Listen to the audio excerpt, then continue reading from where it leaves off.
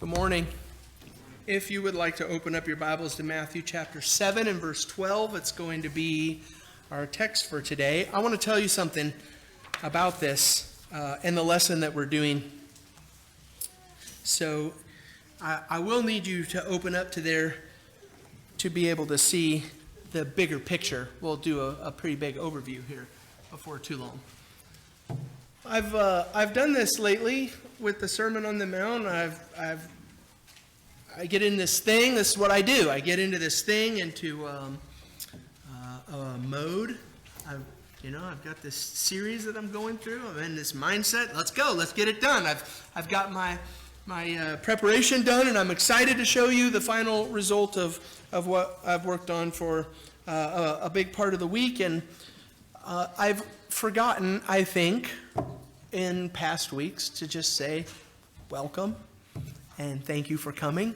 I don't ever want to be the guy who forgets that part, especially our visitors. I see there are visitors with us, and again this morning, it's like every single week. Some of our family comes back from COVID, more and more and more, one at a time, and so that's good. And if you're visiting with us here today, thank you for coming, and you're definitely welcome with us, and I appreciate that very much. As always, I think it's important to say this too, and maybe to not forget it as much as I often do forget to say it. What we're doing here is trying to open the Bible and to see what God has said, to know God, to know His Son Jesus and to serve Him, and to understand who He is and His words for our lives and how we're supposed to be. That's what we're trying to do. If you are someone who is interested in that and you would like to do more of this Bible study, or you have any questions about who we are and what we're doing, always you're welcome to ask. Any of us are, I think, able to answer those questions. You're certainly welcome to ask me, and I'd be happy to try and explain some of that to you. So, I haven't said that in a long time. Thank you for being patient with me and hearing that part of what we're doing. Last week in the Sermon on the Mount, we did chapter 7 and verses 7 through 11. Ask and it will be given to you. Seek and you'll find. Knock and it will be open to you. Here's one thing that I thought might be fun to put into the lesson last week, but I didn't, just because it's a cutesy-wootsy little thing that doesn't really have much value for me, but it maybe will be helpful to help you remember this. Ask starts with an A. Seek starts with an S. Knock starts with a K. What do? We ask. Ask, seek, knock. Maybe it'll help you remember. I don't know. That's what we did last week. This week is the golden rule. You see it on the board behind me right now. It's the famous golden rule: whatever you wish that others would do to you, do also to them, for this is the law and the prophets. And then next week, starting in verse 14, I want to show you, I've been kind of eager to get here, because next Sunday morning is going to be my last Sunday morning in the Sermon on the Mount. And you might look at it and say, wait a second, but there's a lot of stuff left. But all of the stuff that's left, even though it's individual stories, they all have the same message. Jesus is just saying one more thing after this. And so, enter by the narrow gate, not by the wide gate. And he talks about the prophets in sheep's clothing. And in verse 21, and not everyone who says to me, Lord, Lord, will enter the kingdom of heaven. In verse 24, you're going to get this: the wise man built his house upon the rock.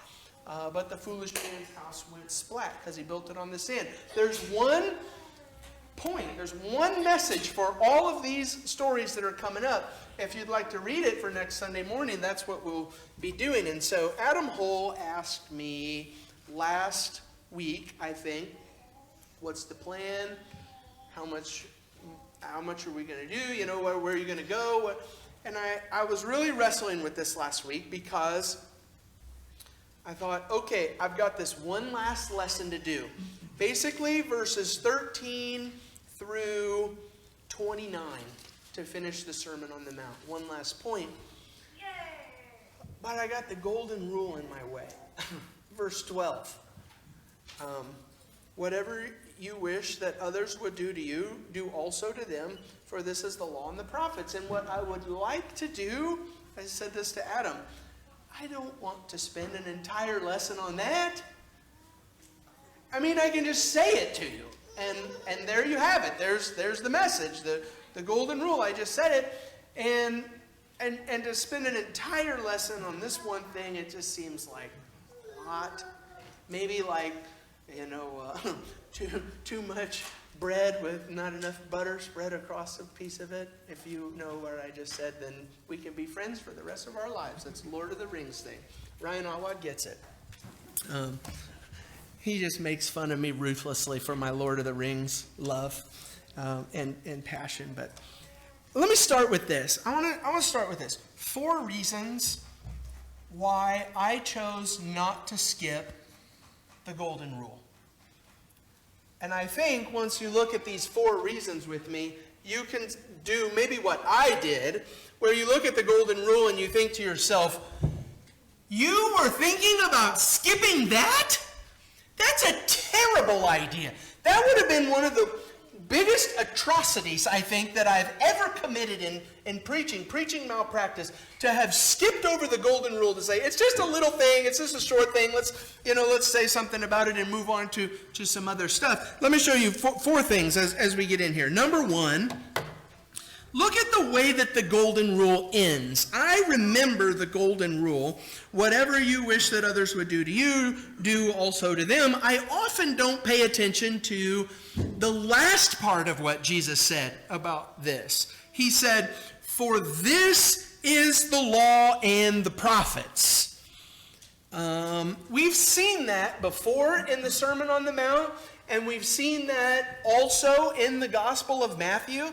But that's one of the very first things that caused me to say, what's going on here? What are the words? Jesus finishes with the golden rule, whatever you wish others would do to you, do also to them. And he finishes it with this, for this is the law and the prophets.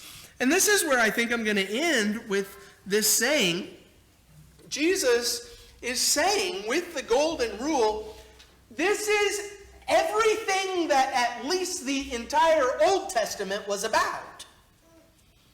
And so if Jesus says, here's a sentence, and then he follows that sentence by saying, everything in the Bible is about this, maybe it's a bad idea to skip over it and to not spend some time thinking about it and focusing on it.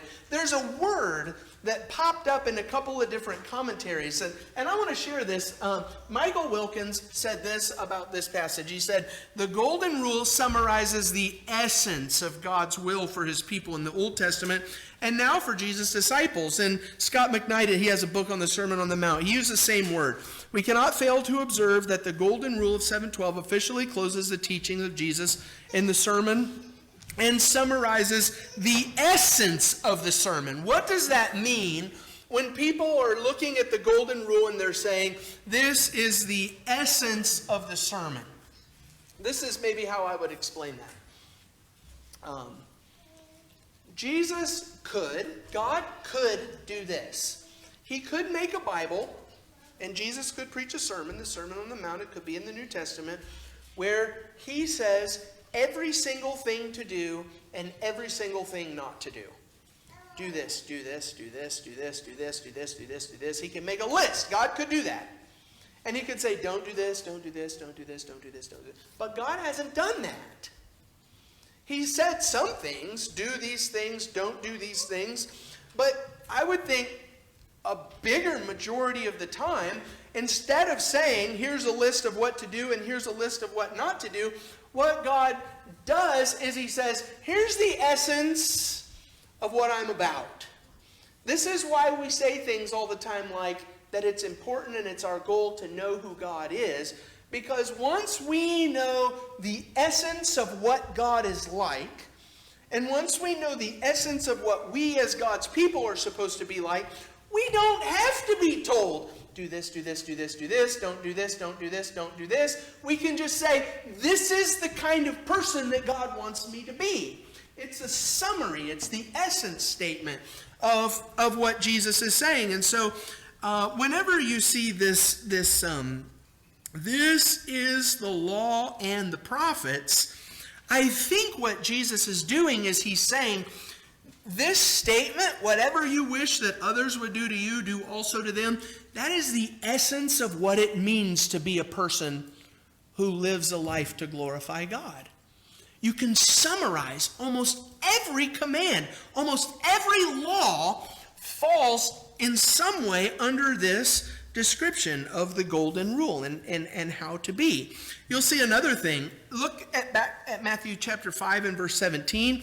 I've got it on the board for you here, but you can see that this is the way, this is number 2. Number 2, why I chose not to skip the Sermon on the Mount. Jesus did the Beatitudes. Blessed are the poor in spirit, blessed are those who mourn, blessed are the meek. And then the very next thing that he said after that is, do not think that I have come to abolish the law and the prophets. I have not come to abolish them, but to fulfill them. And so almost in a way, Jesus starts the Sermon on the Mount by saying, I didn't come to get rid of the Old Testament. I came to fulfill it. And then he teaches the Sermon on the Mount, and at the end of the Sermon on the Mount, he finishes the golden rule by saying, this is the law and the prophets. And so it's almost like bookends. It's almost like saying, you want to know what the Bible is about, what God has always expected his people to be, and you want to know about what the Sermon on the Mount is about, and what Jesus says to us, his people, the kind of people that we're supposed to be. It falls within these bookends of this is the law and the prophets. This is what the Bible is about. And so if this is the summary of that, it seems like it would be a really bad idea to skip it. And for no other reason to just say that Jesus makes a really big deal out of this. And so look at I underline this just so you can see it because of next week in verse 19. Jesus says, whoever does these things and teaches them will be called great in the kingdom of heaven. That's going to be our last point. That's going to be what we do next week. There's some language stuff that goes with this too. In my English Standard Version, the golden rule starts with this. So whatever. So whatever you wish that others would do to you, do also to them. I wildly prefer the New American Standard Version on this one. The New American Standard Version does a little bit more literal treatment of the Greek, and this is the way it says. It says, in everything, therefore. It's the same thing that the ESV does when it says, so whatever. But the New American Standard Version gives you a sense of the whole Sermon on the Mount and this golden rule, whatever you wish others would do to you, do to them also. And what Jesus is saying with these two words as he starts the golden rule is he says, in everything, in every part of your life, in the way that you talk, in the way that you treat other people, in the way that you live with your wife and your kids and your church family and your community around you, in everything, therefore, what the therefore is doing is it's connecting this to everything that Jesus has said up to this point. And so, because of these words on the left here, what I'm going to do moving forward is I'm going to use the New American Standard Version as their basis because of this. In everything, therefore, treat people the same way that you want them to treat you, for this is the law and the prophets. There's one more thing, number 4, why I think we should not skip over this statement, and it has to do with Matthew chapter 22. And you will recognize Matthew chapter 22, starting in verse 34. When the Pharisees heard that Jesus had silenced the Sadducees, they gathered together And one of them, a lawyer, asked him a question to test him. Teacher, which is the great commandment in the law? This is the exact same thing that we've been talking about up to this point. This lawyer says to Jesus, essentially, how would you summarize the entire law? What is the highest form of what God has said? What's the most important thing that I need to know about serving God? And Jesus answered him, you shall love the Lord your God with all your heart, with all your soul, with all your mind. This is the great and first commandment. And the second is like it, you shall love your neighbor as yourself. On these two commandments depend all the law and prophets. There's that statement again. Depend all the law and the prophets. And so what Jesus is doing here is he says, basically, if you want to know, if you want to summarize what God is like and what kind of people we're supposed to be like, there's really only two things that you got to know. The first thing is love God. And if you think about the 10 Commandments, that's the first 4 of the 10 Commandments. I am the Lord your God. No other gods beside me. Don't take the Lord's name in vain, and remember the Sabbath. Rest with God. Love God is the first thing we need to know. The second thing that we need to know is love our neighbor. Love other people. And so you can see the last part of the 10 Commandments, to honor your father and mother. Don't kill people. Don't cheat on your wife. Don't steal. Don't lie. Don't covet. Those different things have to do with my relationship with you. And so what I'm going to do in this lesson is I'm going to connect, I think, especially because of this, on these 2 commandments depends the law and the prophets. I'm going to connect the second command, you shall love your neighbor as yourself, and say that is exactly the same thing that Jesus is saying with the golden rule. The way that you want other people to treat you, that's how you treat other people. It's the exact same thing. All of this, just to say this one last thing. If Jesus says to us, hey, this is everything that the Bible is about. This is the law and the prophets. This is the kind of person you're supposed to be. If Jesus says something to us like that, I just have a thing in my head that says probably I shouldn't just skip over it. we might need to skip some time, to spend some time with this. And so I've only got a couple things today to think about, to point you to on this. And if you write references in your Bible, I got a couple references to point you to. The very first thing, I know, first of all, let me say this. I know that the font is too small. I know that it's smaller than normal.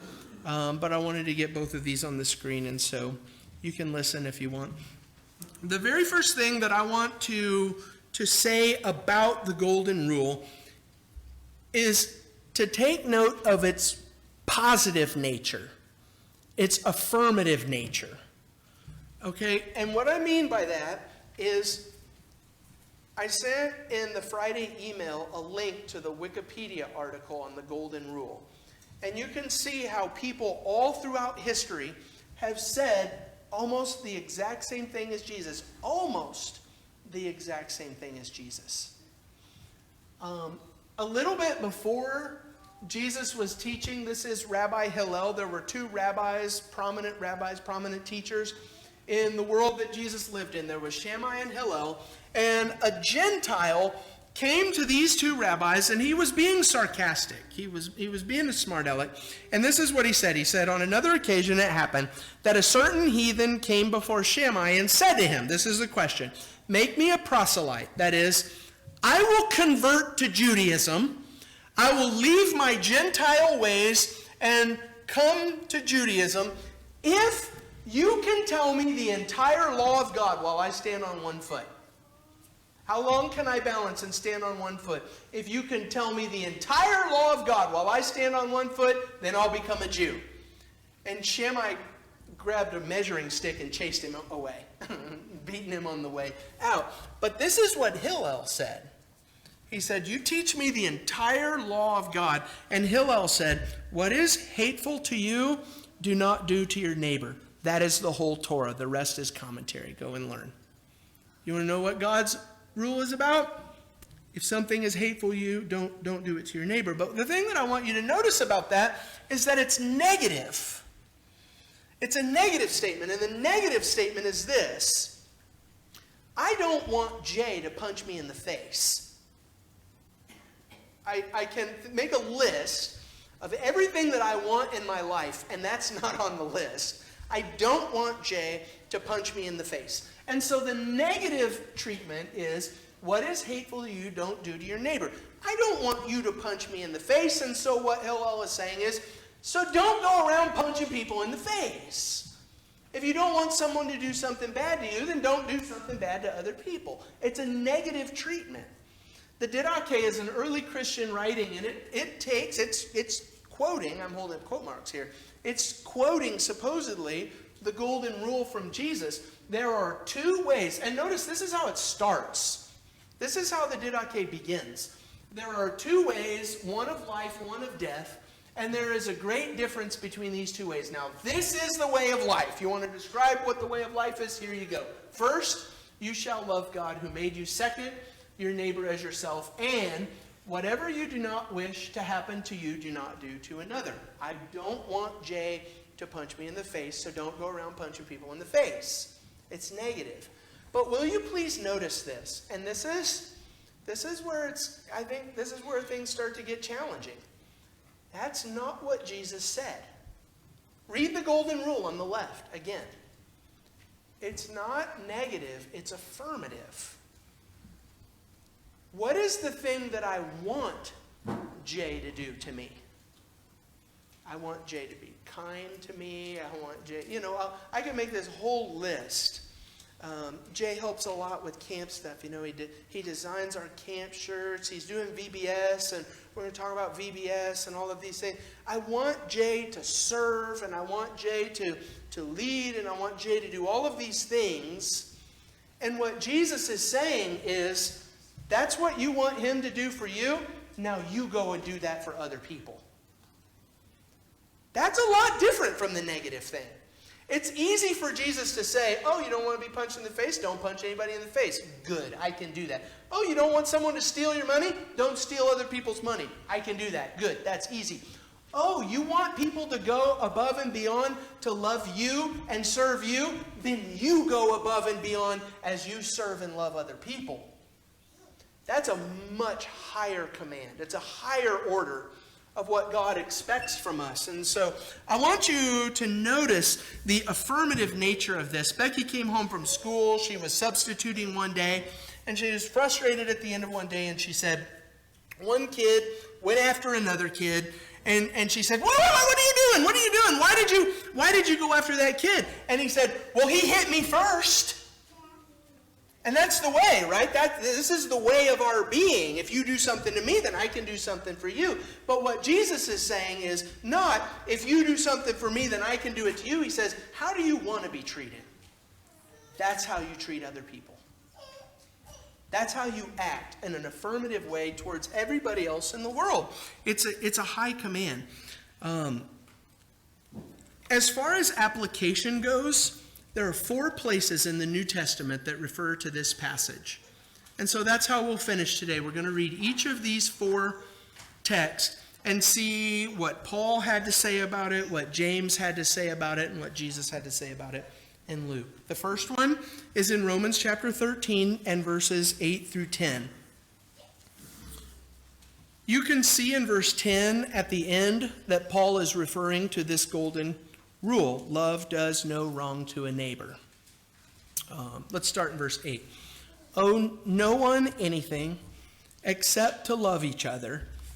For the one who loves another has fulfilled the law. There it is again.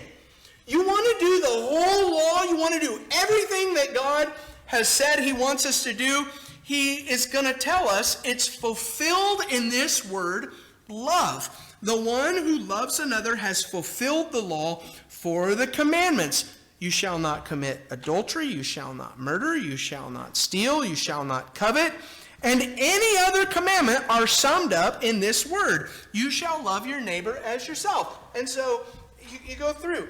Is it loving my neighbor, is this what I want people to do to me to commit adultery? No, I don't want that. So he says, don't do that. Do I want people to kill? You shall not murder. No, I don't want people to murder. I don't want people to do that to me, so don't do that to other people. And Jesus talked a little bit about this in the first part of the Sermon on the Mount, where he said it's not just about the actual act, it's about what's in your heart. What kind of heart are we supposed to have? You shall love your neighbor as yourself. That's how you sum up this whole law. In verse 10, love does no wrong to a neighbor. Therefore, love is the fulfilling of the law. So the golden rule, number one. How am I going to summarize? How am I going to practically do the golden rule to treat other people in the way that I want to be treated? Number one, I'm not going to do bad to others. Love does no wrong to a neighbor. I'm not going to do bad to you. I'm not going to do hateful, hurtful, bad actions. I'm not going to say hateful, hurtful, bad words. This is, I think, a great commentary on the golden rule. Don't do wrong to other people. Don't do harm to others. That's the first thing that you might think of. Paul also said in Galatians chapter 5, starting in verse 13, he said, "For you were called to freedom, brothers, only do not use your freedom as an opportunity for the flesh, but through love serve one another. For the whole law is fulfilled in one word, you shall love your neighbor as yourself. But if you bite and devour one another, watch out that you're not consumed by one another."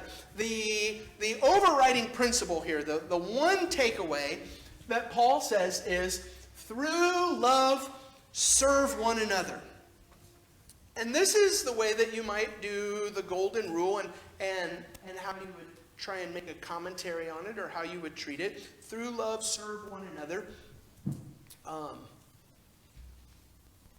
Just because I can do something legally, and just because I can do something spiritually, doesn't necessarily mean that it's the right thing to do. That's what he says at the top. You were called to freedom, brothers. You're free. You're free as Christians. You're not bound to that Old Testament law. You want to eat pigs? You can eat pigs. You want to have a bacon sandwich? You can eat a bacon sandwich. You were called to liberty. You're not confined by the Old Testament law. You're allowed to do this. And so I'm free legally in my environment to do it. I'm free spiritually under the rule of God to do it. But what happens if this freedom of mine causes a brother to stumble or creates an issue for another brother who doesn't understand this freedom? Just because it's right and legal doesn't mean that it's the right thing to do. The golden rule, through love, serve one another, is this one. Treat people the same way you want them to treat you. Do you want someone to come to you and to say, "You're stupid, you're ignorant, you just don't know. I don't care. I'm going to do what I want to do because I can. I don't care about you." That's not the golden rule. I don't want people to treat me like that. And so Jesus says, don't treat other people like that. Through love, serve one another. Here's another one. I know that the text is too small on this. If you want to open your Bible to James 2, this is where you'll find it. James chapter 2, this law that we're talking about right now, the golden rule, is called the royal law by James. That's what he calls it. He says, "My brothers, show no partiality as you hold the faith in the Lord Jesus Christ, the Lord of glory. For if a man wearing a gold ring and fine clothing comes into your assembly, and a poor man in shabby clothing also comes in, and if you pay attention to the one who wears the fine clothing and say, 'You sit here in a good place,' while you say to the poor man, 'You stand over there,' or 'Sit down at my feet,' have you not then made distinction among yourselves and become judges with evil thoughts?" Partiality is the word here. You've looked at a rich person and you said, "I'm going to treat the rich person good." And you look at a poor person and you say, "I don't care about you. There's nothing you can do for me. You sit on the floor," whatever. Jump down to verse 8. If you really fulfill the royal law according to the scripture, you shall love your neighbor as yourself. That's the royal law. You shall love your neighbor as yourself. You're doing well if you do this. But if you show partiality, you're committing sin and convicted by the law as transgressors. And so what's our principle? How are we going to apply this treating other people in the way that we want to be treated? Do you want somebody to make a judgment about you based upon fill in the blank? Do you want somebody to make a judgment about you based upon the way that you dress? I'm looking at Ryan Giesing over here, and I'm saying, okay, let's see, Ryan, I'm looking at you. I can tell you everything I need to know about Ryan based upon that. And in this text, the idea is you're not really worth very much. You go stand in the back. Somebody else, more important, can sit up here in the front. You go sit in the back. Do you want me to? I mean, that's not. We all recognize, right? That is about the farthest thing from acceptable. I don't want people to do that to me. And so what this royal law is and how we do the scriptures is, then don't do it to other people. I think this would be a really great way, and I've never thought about this. Anytime we deal with any issues that have to do with race or racism or any distinctions between humanity that God himself has not made, I normally go over to Ephesians. Ephesians is a good place to do that. But this text seems like a really good text in principle to talk about that. Do I want somebody to look at me and to say, oh, because of the amount of pigment in your skin, I'm going to treat you X, Y, and Z? I don't want to be treated like that. Then don't treat other people like that. And what Jesus is saying is, this is not just some really nice thing that your mom taught you whenever you were growing up. He says, this is what the law of God is all about. This is how you be a Christian. This is how you be a person who follows after God and who lives in a way to glorify God. Don't show partiality. You don't want to be treated in that way, then don't treat other people in that way. There's one more in Luke chapter 6, and this one to me, I saved this one for last because this one to me is the hardest. This is Luke's version of the golden rule. It's the exact same thing that Matthew said, only it's a different context in the Gospel of Luke. And I'll just summarize what makes this one so miserably hard before we even read it. All this stuff that we've been talking about here, this is how I want Mark to treat me, so this is how I'm going to treat other people. I mean, come on, that's not very hard. It'll be hard to treat people in a good way sometimes, but it's not. It's not. It shouldn't be that hard to just be a decent human. It should not be that hard of a thing to do for us. But what Jesus says in Luke's version of the Sermon on the Mount is he says that thing that you want people to do to you, you do it to others. In Luke's version, he says, even your enemies. It's not hard for me to be nice to Jay or Mark or Ryan back here. I pick on them in his sermons, but I love these guys. It's not hard to be nice to these guys. But to treat these guys in the same way that I treat my enemies, that's hard. Listen to what Jesus said, Luke 6:27. But I say to you who hear, love your enemies, do good to those who hate you. Bless those who curse you. Pray for those who abuse you. To the one who strikes you on the cheek, offer the other also. And from the one who takes away your cloak, do not withhold your tunic either. Give to the one who begs from you. And from the one who takes away your goods, do not demand them back. As you wish that others would do to you, do so to them. If you love those who love you, what benefit is that to you? For even sinners love those who love them. And if you do good to those who do good to you, what benefit is that to you? For even sinners do the same. And if you lend to those from whom you expect to receive, what credit is that to you? Even sinners lend to sinners to get back the same amount. But love your enemies, do good, lend, expecting nothing in return, and your reward will be great, and you will be sons of the Most High, for he is kind to the ungrateful and the evil. I think the end of this is is one of our biggest motivators in this entire lesson as we think about the golden rule and what it means to treat others in the same way that we want to be treated. How do you want God to treat you? A sinner who has turned off of his path, outright rejected him, turned away from him, and in whatever way, you know what your sin is, and all of us have done it, and I've stepped away from God, and the consequences of that sin is death and separation from God, and now I'm sorry, and I want restoration, and I call out to God, please save me. What is the way that you want to be treated like by God? I want him to take steps to help me in my time of need, even though I'm his enemy. I have no option in this scenario except for his grace and his mercy. And based upon that action and how I want him to treat me, Jesus says, now take that mentality into the world and do that to other people. Even your enemies, especially your enemies. In everything, therefore, treat people the same way you want them to treat you, for this is the law and the prophets. We're going to have an invitation song now. The invitation song is that at the end of a lesson. What we're doing when Calvin comes up here to sing is we are extending God's invitation to you.